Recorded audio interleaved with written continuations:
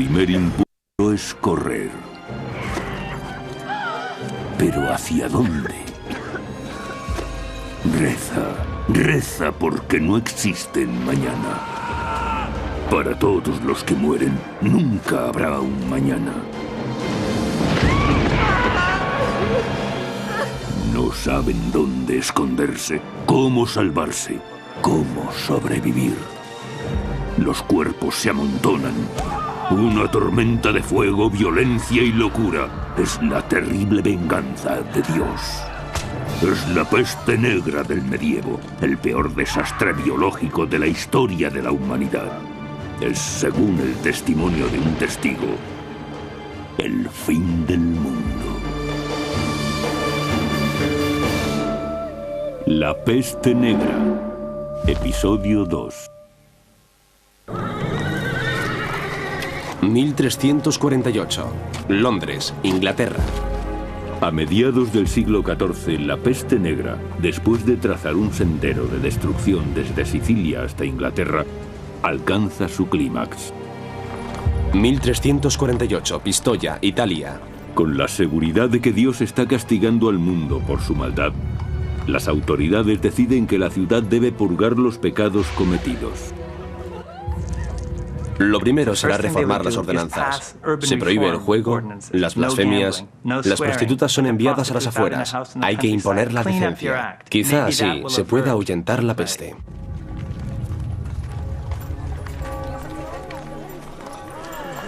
Bene, bene, bene. Questo non deve succedere mai più. E voi, seguiteci. Per voi e per le ragazze è tempo di prendere una vacanza. En muchas ciudades, como Pistoia, Italia, se combate la epidemia con nuevas ordenanzas sobre todo lo relativo al tratamiento de cadáveres. Ordinanza numero 3. I cadaveri non potranno essere rimossi dal luogo della morte prima che vengano chiusi in una cassa di legno. Ordinanza numero 5. Che nessuno abbia l'ardire di portare cadaveri all'interno della città. Ordinanza numero 30. Durante i funerali le campane non potranno essere più suonate. Los repiques de campana que antaño reconfortaban a los allegados del difunto se han convertido en un continuo recordatorio de un mundo que camina hacia el infierno. Fallecía tanta gente que cuando un sacerdote acompañaba a un difunto a la tumba y miraba a su alrededor, se encontraba con 10 féretros más a los que debía asistir. Eran muertes en masa. La mortandad era tal que, en cierta forma, la gente ya estaba tan acostumbrada y endurecida que en los funerales se hacían chistes. Pero en Alemania, el número de muertos aumenta despertando sentimientos negativos en la población, que admira la extrema violencia con que se castigan los flagelantes. En su recorrido por una campiña llena de desesperanza, la tortura que los flagelantes se imponen, unida a la creencia de que la sangre de los mártires es sagrada, resulta impactante. Este ostentoso despliegue es mucho más convincente que los rezos del cura del lugar. Las plegarias no han salvado a nadie. Los flagelantes concentran la rabia y el temor del pueblo en una meta tangible: la iglesia local.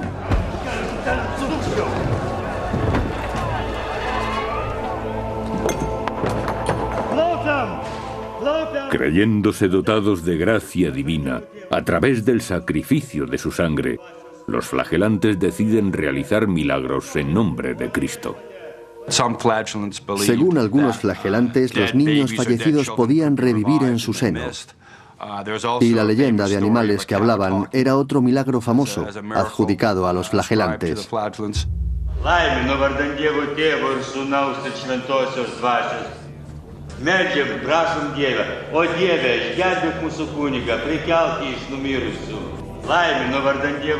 Mientras en Renania parecen producirse asombrosos milagros,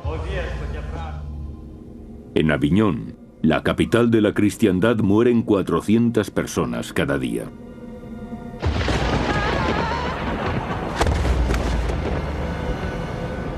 ...1348, Aviñón, Francia. El Papa Clemente VI ve en los flagelantes una amenaza a su autoridad. Pero los cardenales le aconsejan que no se precipite, temiendo que el fanatismo de los fieles, que siguen en masa a aquellos locos, les aparte definitivamente de la Iglesia oficial. Se da una interesante diferencia entre la actitud popular y la de las autoridades. La postura de las autoridades frente a los flagelantes tiende a ser hostil, mientras que el pueblo, por su parte, los apoya incondicionalmente, porque asocian su llegada con la expulsión de la peste. Clemente no puede hacer nada para contener la insurgencia. Y la rebelión está a punto de entrar en su fase más virulenta. Esas procesiones eran interpretadas por la gente común, los cristianos comunes, como una purificación espiritual que también los elevaba a ellos. Se sentían con la energía necesaria para hacer de su ciudad un sitio mejor, por los medios que fuera. Jurando no volver a los juegos de azar, expulsando de la ciudad a las prostitutas y a los judíos, e incluso, si era necesario, quemándolos. 1348, Ginebra, Suiza. El mercader judío Agimed ha viajado a lo largo de cientos de kilómetros, recorriendo tierras devastadas por la peste. No obstante, ahora le espera algo mucho peor. Un baño de sangre de proporciones incalculables. Es muy propio de la naturaleza humana buscar un chivo expiatorio en épocas de crisis, y los judíos fueron chivos expiatorios también en la época de la peste negra.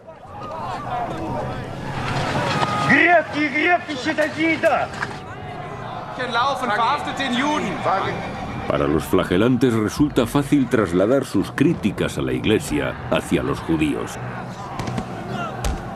Para los cristianos medievales nadie ofendía tanto a Dios como los judíos.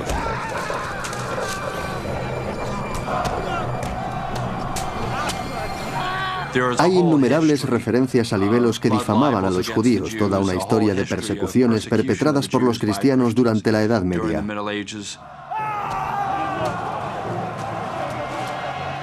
Traicionado por su vestimenta típica que le hace distinguirse como judío, Agimed es llevado ante las autoridades para ser interrogado. Y no solo él, según el cronista del siglo XIV, Jean de Benet. La infección y la súbita muerte que la infección trajo consigo fueron achacadas a los judíos, a quienes se acusó de haber envenenado los pozos y los ríos y de haber corrompido el aire. Beim Beutel, den dir der Rabbiner gegeben hat. Was war denn eigentlich im Beutel drin? Ich habe keine Lügner. Von keinem bekommen. Lügner. Von keinem. Du hast Flüsse vergiftet, nicht wahr? Ich schwöre. Lügner. Lügner. Tras horas de tortura, Agimed desfallece. Confiesa, coaccionado, que un rabino le entregó una bolsa llena de veneno para que lo echara en las fuentes. Tenían que confesar la culpabilidad de todos los judíos, que todos eran culpables de conspiración y que ninguno estaba libre de cargos. De Benet escribe que confesiones como la de Agimed eran algo corriente en Renania. Todo el mundo estaba de acuerdo en atacar brutalmente a los judíos. Y en sus comunidades, muchos miles de personas fueron descuartizadas, degolladas y quemadas vivas por los cristianos.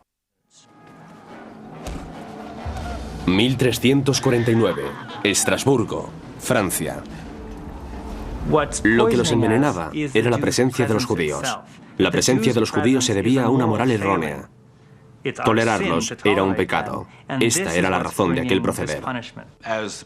Si Clemente VI afirmaba que los judíos morían en la misma proporción que los cristianos, era absurdo pensar que eran ellos los que envenenaban las fuentes.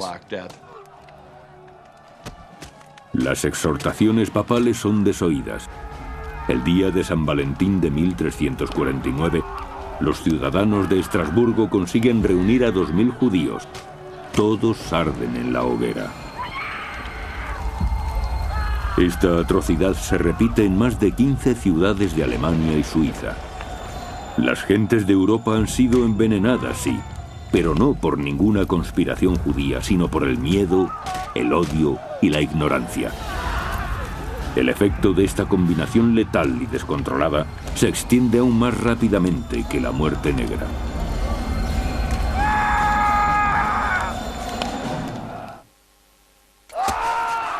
«1349, Estrasburgo, Francia». En el invierno de 1349, los cristianos de Alemania, Francia y Suiza se vuelven contra sus vecinos judíos en horribles masacres destinadas a apaciguar la ira de Dios. Pero la violencia no puede detener el progreso de la peste. En Aviñón casi toda la nobleza ha huido de la ciudad. Hasta el Papa se retira a sus posesiones en el campo. Ha dejado de confiar en el fuego protector. Solo un miembro de la corte se mantiene en su sitio: el renombrado médico Guy de Chilliac.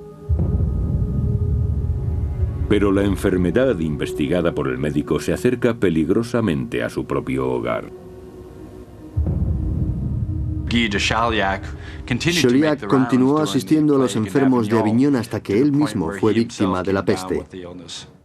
Incluso en su lecho de muerte no está seguro de lo que ha contraído, pero quiere ayudar a la gente, quiere intentarlo. La heroica entrega de Chilliac a sus pacientes le ha llevado al umbral de la muerte. Nadie mejor que él conoce sus escasas posibilidades de recuperación. Mientras el sacrificado médico lucha por su vida en Francia, el movimiento de los flagelantes en Alemania empieza a desmembrarse. 1349, Friburgo, Alemania. Un movimiento constituido en origen por hombres piadosos es utilizado ahora para atraer a maleantes. Insaciables hordas saquean las iglesias y copulan con mujeres en público. Leyendo algunos relatos, se tiene la impresión de que en algunas poblaciones los flagelantes eran tratados como divinidades y que organizaban fiestas después de las sesiones de flagelación. La visión de la sangre, los cuerpos llagados, los músculos, el sudor, sin duda tuvieron su efecto sobre los corazones de muchas campesinas.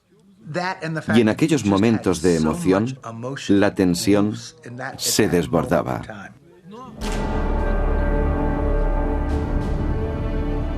Es demasiado ya. Las autoridades condenan a los flagelantes. En octubre de 1349, el Papa Clemente VI exige su dispersión. Pero es completamente ignorado.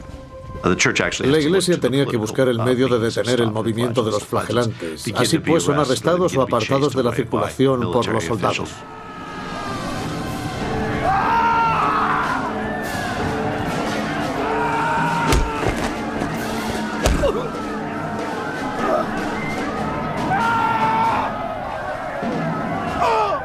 Algunos líderes, ahora llamados jefes del error, son incluso apresados y decapitados.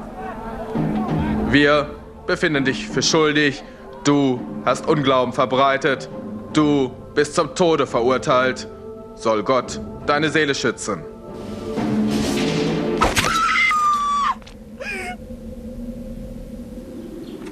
«1349, Cracovia, Polonia».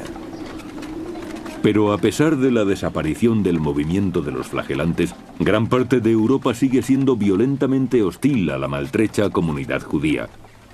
Los supervivientes se convierten en refugiados que buscan hogar. En la mayor parte de Europa, Francia, gran parte de Inglaterra, muchas ciudades germanas, ya no había judíos a finales del siglo XIV. Habían sido expulsados o asesinados. Pero en algunos lugares, los monarcas les dan incluso protección, invitándolos a quedarse. Uno de esos lugares es Polonia. En 1349 reina en Polonia Casimiro el Grande. La leyenda dice que se enamoró de una judía llamada Esther. La amaba tanto que decidió proteger a los judíos en Polonia e invitarles a establecerse allí. Resulta irónico que empujara a la comunidad judía de Alemania hacia Polonia y 700 años después se cerró el círculo con la intervención, de nuevo, de los alemanes. En el invierno de 1349 la peste llega al norte, a la península escandinava. Cuando 2 años después alcanza Rusia, en Francia ya ha remitido. Tras aniquilar a casi la mitad de la población europea, la peste se encamina hacia su fin. Las enfermedades infecciosas tienen un ciclo natural que se mantiene hasta ser interrumpido por algún agente, bien por la intervención humana, bien por una alteración en la virulencia del organismo infeccioso. Mientras la peste negra avanzaba y la gente moría, la sociedad se desmoronaba. Es posible, por tanto, que el número de habitantes cayera por debajo de un umbral donde la pandemia no pudiera ya mantenerse activa.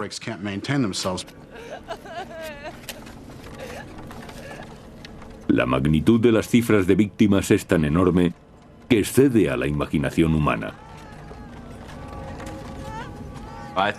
Creo que el alcance de la peste negra no tiene precedentes y que la mortandad fue mayor de lo que admite la mayoría de los estudiosos. Yo creo que se elevó a cerca del 50%. No a un 30%, como muchos afirman. Los centros urbanos y las comunidades religiosas fueron las más afectadas. En Venecia falleció el 60% de la población. En Aviñón, la mitad de sus habitantes.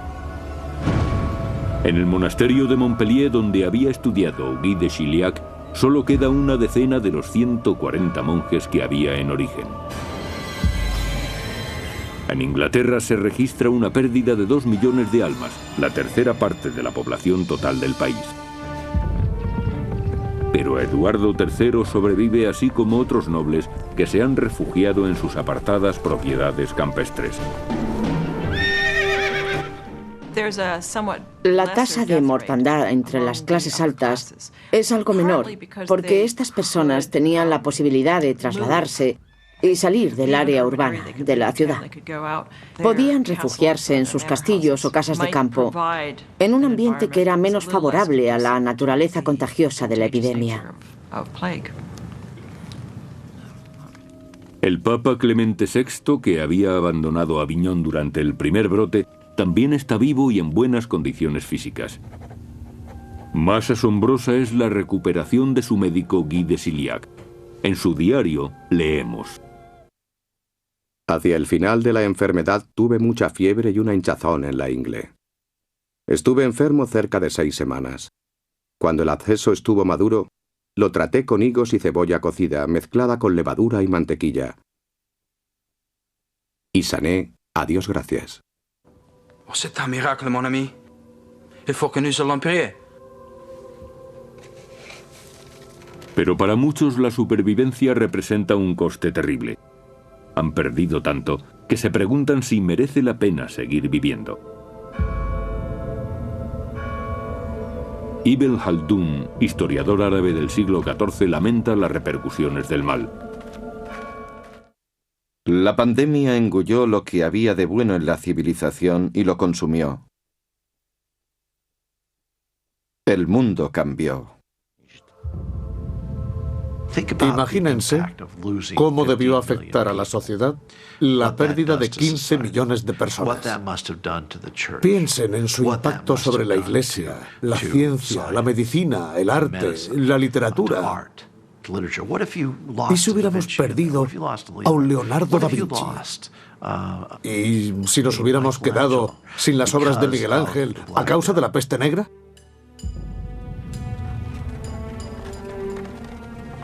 Mirando a nuestro alrededor, vemos todavía las huellas de esta pérdida de 1/3 o la mitad de los humanos. En una lápida reza: murió el año en que apenas quedó sobre la tierra 1/4 parte de la humanidad. Esto te induce a pensar que eres un fragmento de ese 25% restante. Esta es la única vez en la historia en que sin excepción cada una de las personas del mundo conocido ha tenido que ver cómo agonizaban sus seres queridos. De esa pena, ese aislamiento, se lamenta el poeta italiano Petrarca. Considera lo que hemos sido y lo que ahora somos. ¿Dónde estáis, amigos queridos? ¿Dónde los rostros amados? Éramos una multitud. Ahora estamos casi solos. 1350. Florencia, Italia. Pero otros no se lamentan, sino que la epidemia les sirve para entregarse a la embriaguez, los saqueos y la violencia. En las vacías casas de los fallecidos se suceden los excesos. Giù le mani da lei! Quella è la mia donna! Maiale! Ti ammazzo, cane! El historiador florentino Matteo Villani se escandaliza. Los hombres se lanzaban a un comportamiento desordenado y lascivo, como nunca antes habían hecho. Se entregaban sin pudor a la lujuria. No obstante, la mayoría de los supervivientes no cae en la desesperación ni se revuelca en el vicio. Se repusieron simplemente y continuaron su vida con normalidad. Nunca perdieron la fe en Dios, ni, aún más sorprendente, su fe en el futuro. La gente del medievo estaba convencida de que Dios lo disponía todo para bien, que Dios tenía un plan, que el Apocalipsis pondría fin a todo lo viejo, y sería una renovación, no simplemente el final, que algo nuevo vendría tras el Apocalipsis. Lo interesante es la rapidez con que esa sociedad pudo recuperar su funcionalidad, normalizándose y retomando sus rutinas. La fe consigue que esa sociedad no solo pueda sobrevivir, sino seguir adelante y multiplicarse, según el cronista francés Jean de Venette. Cuando pasó la epidemia, los hombres y mujeres que conservaron la vida se casaron entre sí. En todos los lugares las mujeres concebían con mayor facilidad que antes. Pero la tregua es insospechadamente breve. Porque aunque la sociedad trate de ponerse en pie, el caos irrumpe una vez más. Los viejos moldes se han hecho añicos y los nuevos serán conformados a punta de espada. Año 1349. Londres, Inglaterra. En la historia de la humanidad, solo unos pocos acontecimientos marcan una línea divisoria. Los demás se identifican como sucesos anteriores o posteriores a esa línea. La peste negra marcó una de esas líneas. Me pregunto cuándo ha habido en la historia de Europa un drama en que haya muerto casi el 50% de su población en tan poco tiempo. Es una catástrofe tal que nuestra mente apenas puede concebirla. ¿Cómo comprender que de la noche a la mañana tantas personas puedan pasar de la vida a la muerte? Los supervivientes no tienen otro camino que mirar hacia adelante. El dolor y la muerte han arruinado su pasado. A menudo me he preguntado si los sentimientos de desesperación e irracionalidad con respecto a lo ocurrido han abierto nuestra mente para cuestionarnos la autoridad. Para preguntarnos cómo entendemos a Dios y si existe una autoridad a la que podamos dirigirnos todos. La peste acaba con el dominio absoluto ejercido por la religión durante un milenio. Muchos nobles van a pagarse un credo por encargo. Algunas familias se dedican a contratar a capellanes privados. ¿Será eso una especie de privatización de la religión? Si la pandemia hizo que algunos supervivientes se acercaran más a Dios, otros buscan nuevas respuestas en la ciencia.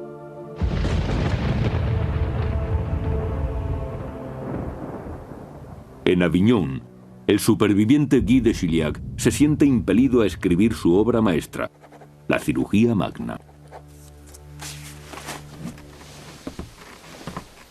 Este texto, toda una referencia en los 3 siglos siguientes, ya no se basa en los antiguos conocimientos, sino en observaciones de primera mano.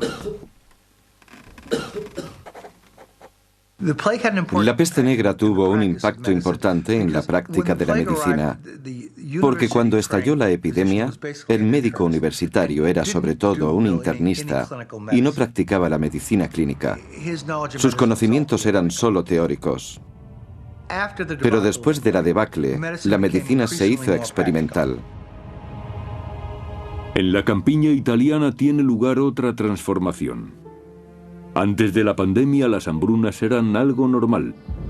Aun cultivándose cada centímetro de terreno, la cosecha nunca alcanzaba para cubrir la creciente demanda. Ahora, en cambio, aunque gran parte de la tierra se ha vuelto estéril, hay reservas disponibles. Por primera vez en siglos, los agricultores no solo siembran grano, sino productos más exquisitos, y así Italia se convierte en un país rico en aceite de oliva y frutos diversos. Francesco! Vieni giù ad aiutare! Non posso fare tutto da solo. Sì, papà. Los campos italianos denotan una cruel realidad. Un súbito descenso de población tiene sus ventajas. Al morir la gente, aumentaron los beneficios. Y además muchos campos quedaron sin dueño. Gente que había sido relativamente pobre pudo permitirse la posesión de tierras. Eso significó que de repente los que habían sido humildes campesinos eran ahora terratenientes. Poseían sus tierras de buen tamaño y podían vivir con independencia sin tener que labrar los campos de otros. Es interesante observar los cambios en la dieta. Antes consistía principalmente en grano, cerveza, bollos y pan, pero ahora incluye carne, verduras. La cena è pronta. Andiamo, figli. Pero cuando aumenta la fortuna de los campesinos, cae en picado la autoridad de las clases dirigentes. Durante siglos, los nobles han dependido de los siervos para el cultivo de sus tierras. Ahora que los labradores tienen sus propios campos, los nobles se ven forzados a recoger por sí mismos la cosecha. Un clérigo anota feliz la caída de los poderosos.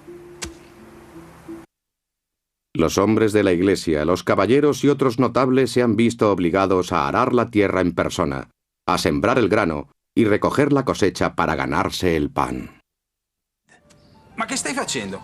Ma come la stai usando quella zappa? Marito mio, giuro che te la faccio mangiare questa Ma guarda pala. come stai zappando, se la usassi bene non staremo qua tutto il giorno.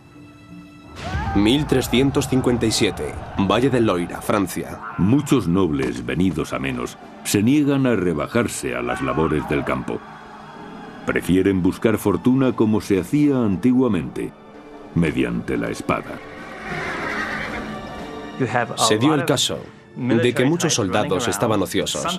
A veces eran contratados por los reyes de Francia, Inglaterra o los condes catalanes, en cuyo caso se les fijaba un salario que obtenían con el saqueo de las plazas enemigas.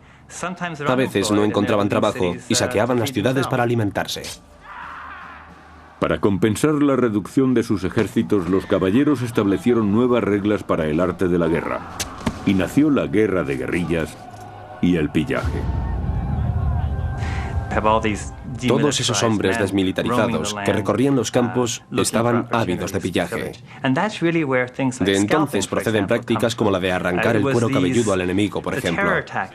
Eran tácticas para extorsionar a los habitantes de las aldeas y ciudades.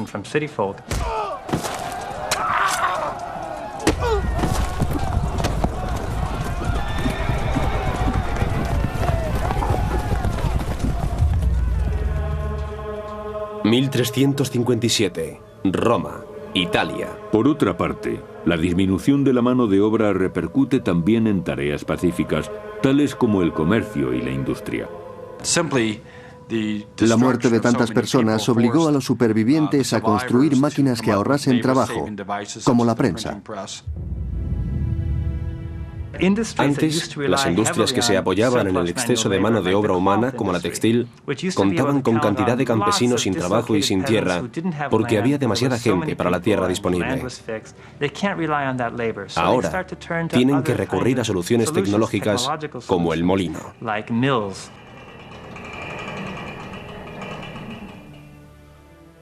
Menos de un siglo después de la peste negra, los manuscritos medievales, magníficamente iluminados, se convierten en reliquias. La prensa de Gutenberg los ha dejado obsoletos.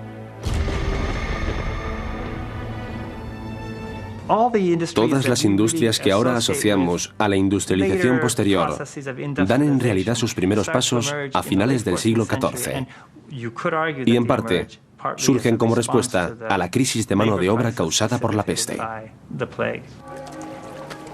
Pero la mayor repercusión de la muerte negra no se aprecia en el campo de batalla ni en las fábricas, sino en el corazón de los hombres. ¿Qué angustia no sentirían una madre, o un padre, o un hijo, viendo cómo enfermaba su familia? Imaginemos a los jóvenes que asistieron a la muerte de sus padres y que sobrevivieron en aquellos años, teniendo la muerte presente en todos sus recuerdos, en todo lo que les rodeaba. La muerte se convirtió en un tema recurrente. Es evidente que hubo una transformación psicológica a raíz de la peste y de la súbita y dramática desaparición de tantas personas. La muerte se aferra a su imaginación como una sombra amenazadora. Es una temática habitual en la literatura y artes plásticas medievales reflejada en forma de danza macabra. En pinturas holandesas hay esqueletos bailando, representación alegórica del memento mori, el recuerdo de que vas a morir, de que la muerte está al acecho. Poco más adelante, un cambio social se evidenció en los años posteriores a la peste. La actitud crítica y el individualismo condujeron al florecimiento del saber y la cultura hasta alcanzar un nivel sin precedentes en la historia de Europa. El Renacimiento. El Renacimiento en Italia muestra la extraordinaria capacidad de recuperación de la sociedad, una tenacidad y una energía creativas que resisten al embate de los malos tiempos. Fue como si Europa de repente se apagara y luego se encendiera de nuevo. Y eso lo provocó la peste negra. Muchos científicos de la actualidad se preguntan si la sociedad moderna se recuperaría de un cataclismo similar y aseguran que en regiones remotas sigue habiendo microbios asesinos a la espera de un huésped que los traiga a nuestros modernos centros urbanos. 1347, Baja Mongolia. Entre 1337 y 1350 pereció casi la mitad de la población del mundo conocido. Nada, ni antes ni después, incluyendo terremotos, guerras y armas de destrucción masiva, ha provocado una mortandad tan alta. Los microbios son nuestro mayor enemigo y no hay por qué pensar que en caso de lucha el hombre, a pesar de su intelecto superior, tenga garantizada la victoria. Aunque nos cueste creerlo, el microbio causante de la peste bubónica existe todavía en nuestro mundo actual. En Arabia Saudí, norte y sur de África, zonas de Sudamérica e incluso en Estados Unidos. Desde su aparición en China, el microbio realizó un viaje a California en un barco mercante, provocando una epidemia de peste bubónica en Estados Unidos. De la costa oeste viajó hacia el interior, donde encontró nuevos huéspedes, las comunidades de roedores de los herbales y desiertos americanos. Está en el suroeste de Estados Unidos, Colorado, Nuevo México, Utah, California, parte de Texas, Arizona. Se halla sobre todo en ardillas de varias especies, perros de las praderas y pequeños roedores, y puede infectar a otro tipo de animales, como a los gatos. Los gatos están más predispuestos al contagio, como los humanos, y pueden desarrollar peste neumónica con tos y transmitir la enfermedad a las personas. Si el propietario de la mascota se acerca al gato y este tose, puede contagiarle una peste neumónica primaria que se adquiere por la inhalación de la bacteria.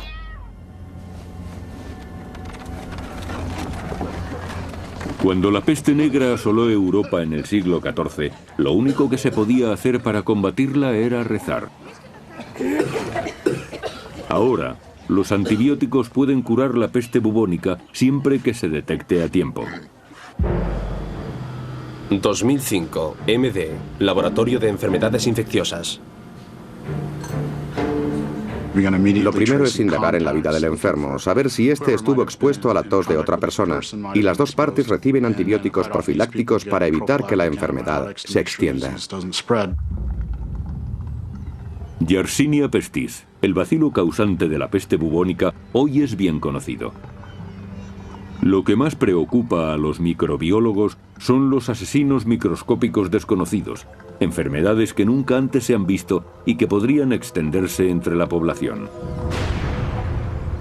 Microbios en la cadena alimentaria, otros que inesperadamente cambian de huésped o que aparecen en lugares imprevisibles. El SIDA, el SARS, la fiebre del Valle del Rift, la enfermedad de Lyme. Todas estas enfermedades pueden aparecer en la actualidad simplemente porque se ha producido cualquier cambio.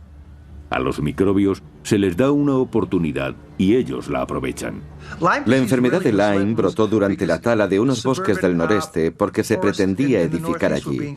Así surgen las enfermedades. Cuando intervenimos en un entorno, no sabemos cuántos agentes patógenos estamos liberando.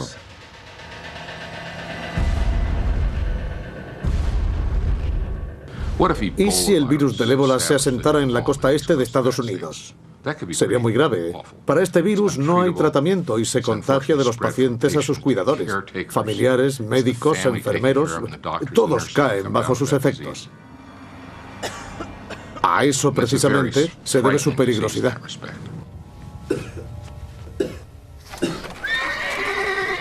En la Edad Media la peste negra llegó de una zona remota extendiéndose a lo largo de las rutas comerciales por todo el mundo civilizado con asombrosa rapidez. Los microbios en la actualidad pueden llegar mucho más lejos y a mayor velocidad.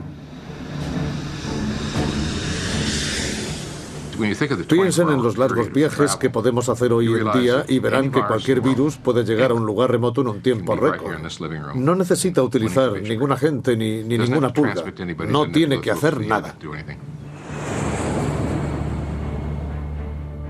Actualmente se dan dos peculiaridades que nos acercan a la época de la peste negra: economía expansiva y nuevas rutas comerciales.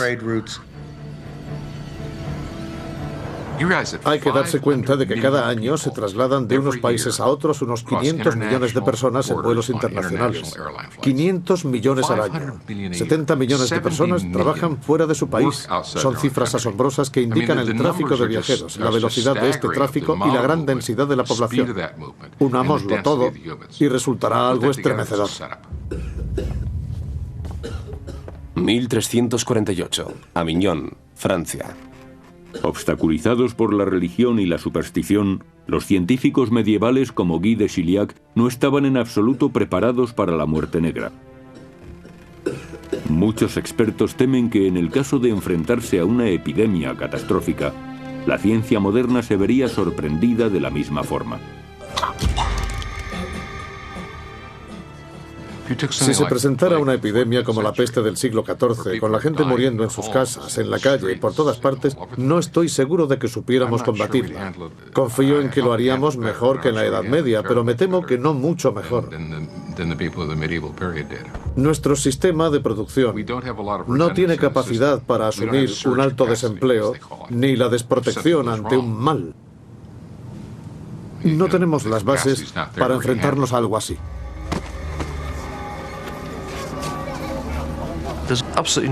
No existe absolutamente ningún sistema sanitario capaz de hacer frente a una epidemia de las proporciones que tuvo la peste negra. Al final, la historia solo puede hablarnos del pasado. del terror y la violencia, el heroísmo y el sacrificio, la restauración y renovación. Estos son los legados de la peste negra. La peste negra puede ser un espejo en el que mirar a una sociedad que se enfrentó a un desastre sin precedentes. Si este espejo lo enfocamos hacia la época actual, lo que vemos es un oscuro horizonte, porque el auténtico enemigo del ser humano sigue estando en alguna parte y puede ser tan mortífero como hace 650 años. Un día despertará, sin duda, y puede que no estemos preparados para recibirlo.